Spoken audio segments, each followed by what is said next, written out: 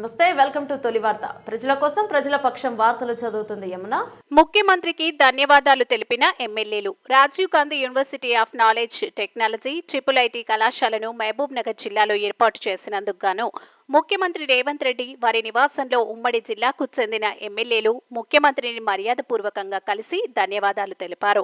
ఈ కార్యక్రమంలో ఉమ్మడి జిల్లా ఎమ్మెల్యేలు ఎన్ఎం శ్రీనివాసరెడ్డితో పాటు Devarakadra MLA G Madhusudan Reddy, Janampalli Anirudh Reddy, Vakiti Srihari, doctor Chittem Parnika Reddy, Thudi Megha Reddy, Veerlapalli Shankar తదితరులు పాల్గొన్నారు.